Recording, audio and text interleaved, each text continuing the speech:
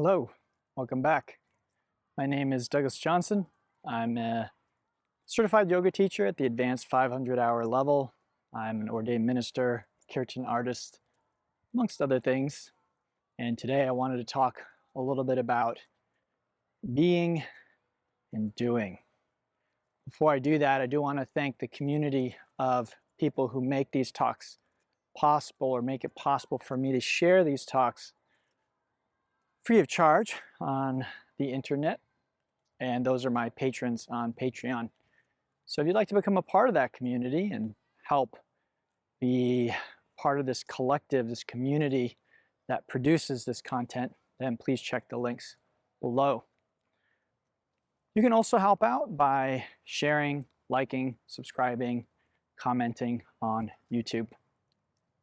All right, so being versus doing. This is something that's been on my mind a lot lately, and I've probably spoken about it to a greater or lesser degree in other talks, but I felt inspired to share about it again today. And I'm trying to help you figure out in your own life where suffering can come in or where it manifests in your life. Remember, suffering is usually the English word that we use to translate a word in Sanskrit called dukkha. And so dukkha is often translated suffering, but perhaps a more subtle or appropriate word is unsatisfactoriness. So a lot of people in modern life may not feel like they're suffering. You might feel like, yeah, well, I don't like my job. I don't like my relationship. I don't like the way my kids talk to me. I don't like the political environment that I'm living in my country. I don't like what's going on socially, but I'm not suffering. So, okay, maybe you aren't suffering, or that's not how you would define it, but you could see just how unsatisfactory everything is.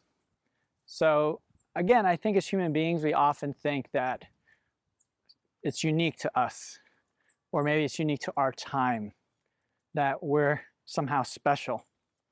And yet when you can read spiritual scripture in the right way, you see that there's really nothing new in terms of human suffering. Sure, the particular problems we face can be unique to our time, but the way we suffer and what causes the suffering, just because there are challenges for our time, it doesn't mean we have to suffer. And that's a very important lesson to learn. So this is something that I think is very important in my life, which is why I'm sharing it with you. So the basic concept is that the ego comes from a perspective of lack. It thinks you're not good enough. It thinks you need to do more to be whatever it is that you're wanting to be, or to achieve or have whatever it is you're wanting to have. So if you want love, it's telling you, okay, you need to do this, you need to do that. If you want to be recognized or appreciated, it's telling you you need to do this, you need to do that. So again, it's always coming from a perspective of lack. It's always kind of scheming to figure out what you can do to better your circumstances. Now this is in pretty sharp contrast to what I'll call spirit. And spirit is all about being. It's not about doing. And even though spirit may inspire you to action, in fact, that word inspire means in spirit. So inspired, truly inspired action is motivated by spirit. It's coming from a place of love and abundance, not from a place of lack. And I think my last talk, I was talking about that, how if we're coming from fear, if we're coming from lack, then that's really going to lead to more fear and more lack. Even if we get things, we're just going to feel like we're lacking something. So this is in contrast to the abundance that spirit feels. I'll tell you from my own experience, you can have next to nothing and feel abundant if you are tuned in to spirit, okay? By contrast, if you are not tuned into spirit, then you can have $1 million in the bank, $2 million, $1 billion, $1 trillion, and you will still feel lack, okay? So that's why spiritual teaching, it transcends ordinary thinking. It transcends ordinary logic. It doesn't make sense, okay? And that's an important thing to understand about spirituality. And that's what we're teaching here. That's what I'm teaching here or sharing here is about spirituality. It's not about common sense or how to get what you want in the world. So if we're coming from the ego perspective, we're focused on doing more. How do I get up and be more productive? And you can see lots of videos on YouTube. I think there are probably more self-styled CEOs than maybe ever, or perhaps we're just more aware of them because they all have a blog and a YouTube channel and Instagram account where they're talking about how they made their success. And I've seen videos like this before, people talking about getting up at 4 a.m. and then hitting the gym and then having some coffee and writing for an hour for their autobiography, and then taking business calls for 3 hours, and then breaking for lunch, and then doing more work. And it's just more and more and more and more. Now, I'll say this. If this is truly inspired action, then great. But I'll share with you my personal experience. I can't really speak for anyone else. I have my suspicions about what others might be experiencing, but I can't really speak for them. But my suspicion is that humans aren't really designed or geared to do that amount of work and productivity. From what I've seen, somebody who's that productive, they're coming from this place of fear and lack, maybe a sense of inadequacy. And so it's like they're desperately trying to fill a hole. And so they keep, again, adding more hours, being more productive, making more money, being more successful, whatever that means, having more followers. And they may temporarily kind of feel like they've scratched that itch, but it comes back because that's just the nature of the way the ego is. It sustains itself from that sense of lack that you feel. So if you were to actually fill that hole, then the ego would disappear. So it's always trying to tell you how you're lacking something. Now this can show up in spirituality too. Now when I say spirituality, I'm talking about what we might call religion or spiritual teaching or spiritual methods. And this is something I caution people who listen to me to be aware of. Spiritual tools can be very, very powerful. Spiritual teachers can be very, very helpful. But I try and really caution people against starting to pick up the same kind of egoic, I'm lacking, I need to do more, I need to become more spiritual. And again, I believe I've done talks about that before. So today I just really want to highlight doing and being. In my experience, if you really want fulfillment and happiness and peace and joy, in a sense, there's nothing you need to do to have those things. And I know that might sound outlandish or ridiculous, and you're just thinking, this guy's crazy. course I need to do things. Look at my situation, look at how I feel. All of these, there's so much evidence, right, that things are not the way that you want them to be. How can you be fulfilled unless things are the way that you want them to be? But fulfillment, in my experience, comes from within us, like love, like joy. It's not something that really is created by doing. It can sometimes seem that way. If we do certain things in the world, again, we may get a kind of temporary moment where the ego actually is, in a sense, defeated. Again, the ego will set up a goal, and then when we achieve that goal, it temporarily is kind of knocked out. It doesn't have anything because, again, the ego is created through resistance. So if there's nothing to push against or strive for, the ego just doesn't have any fuel. So it kind of gets knocked out for a minute. So we feel the relief. I always suspected when I became a millionaire I would feel fulfilled, and I do. But what you want to look out for is the sense that, oh, it's still not enough, right? So then it comes back, well, maybe I need $2 million. I remember a quote that I heard of a very famous millionaire saying that they always thought that when they made $1 million, they would feel relief. And they made $1 million and they were like, oh, that's it? Well, I guess I need $2 million. And so then they went back and tried to make another $1 million. Now they have much, much more. I think their value is in the billions. And I don't think anything has changed for them. So doing, and again, I need to distinguish doing from inspired action. So inspired action is coming from a different place. When we're doing inspired action, we're actually energized by that action. We are filled up by that action. It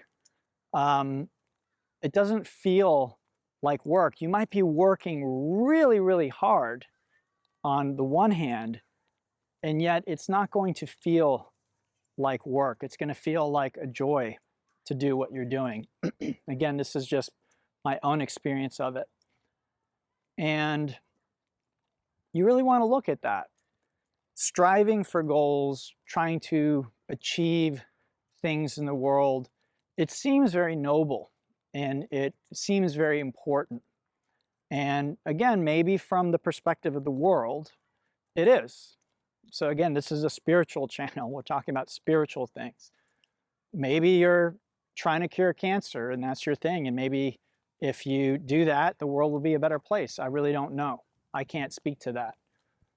But again, are you trying to cure cancer because you're coming from a place of lack? Well, even if you achieve your goal of curing cancer and you think that that's going to fill a void in you, which is often what most people are doing actually, is they're trying to fill this sense of unworthiness, this emptiness, and they're trying to do it by doing more or doing better or doing smarter. So again, this is in contrast to being. So stopping and just being and feeling the fulfillment of this moment. Feeling that you're already enough as you are, that you don't need to change or improve to deserve love, to be admired, to excel, to enrich other people's lives, really to do whatever it is or achieve whatever it is that you're looking to achieve. And then from that, if you really can be that, from there, inspiration, again, inspired action, can arise. And you might find yourself being inspired to do something or call someone or act or go somewhere. And it will be very, very likely very powerful if something needs to manifest or wants to manifest in a physical form. But I'll say this, it may not. And this is the interesting thing about following spirit is we as human beings, again, because our societies are structured from an egoic perspective, at least the modern ones are, we generally feel like we need a lot. And I'll say from my perspective, I question that. So we really might feel like, well, I can't be happy unless I can travel all over the world. Probably not true, if I'm going to be completely honest with you. That might be a very nice thing to do, and I don't necessarily think there's anything wrong with it. But I'll tell you my own personal experience, and I suspect it's not really different for others. When I'm most in tune with spirit, spirit's like a really little innocent child. And it's just fascinated by everything.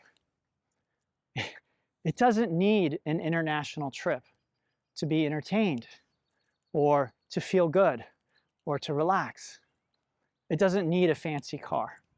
It might enjoy a fancy car, but it actually might enjoy a jalopy just as much.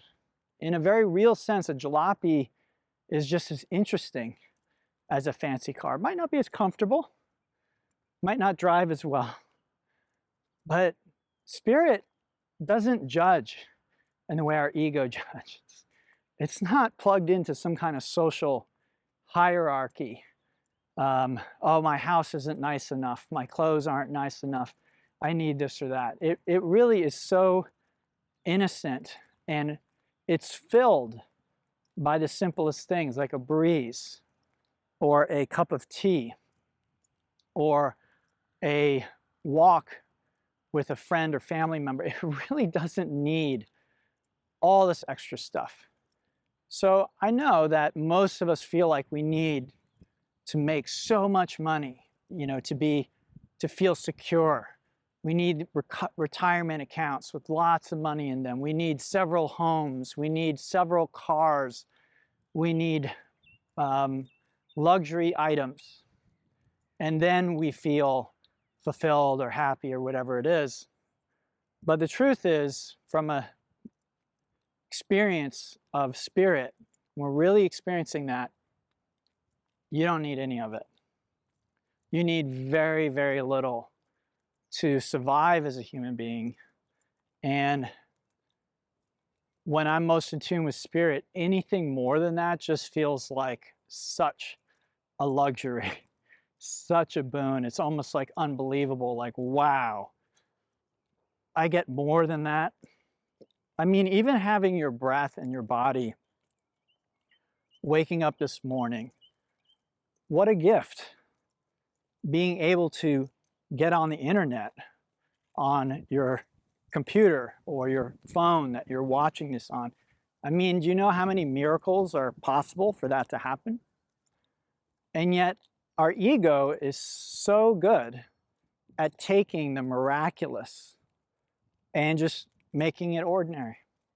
Of course you can get on your phone and watch YouTube videos, of course, right? But 20, 30 years ago, you couldn't do that. It would have been seen as absolutely miraculous.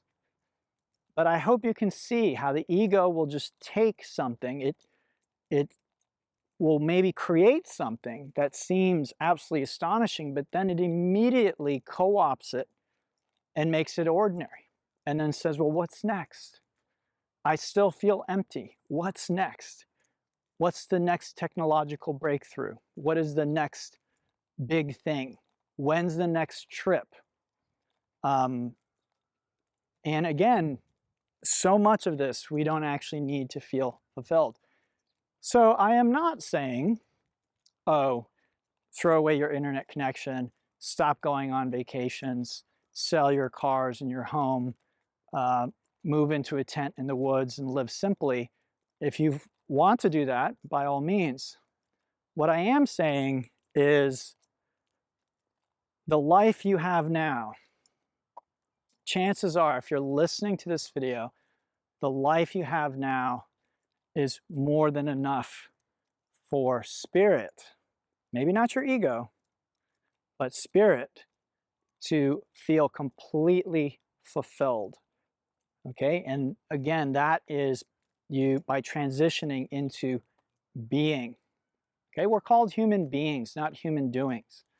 So you can run around doing more and more and more, trying to fill the void, trying to fill the lack.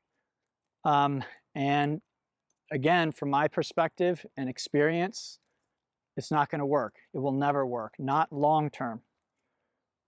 Remember that spirituality is about that which is eternal. It's not really about temporal things. It's not about what is temporary or something that works for now. Ultimately, spirituality is about trying to get in touch with that which is eternal. So, being is eternal. You are.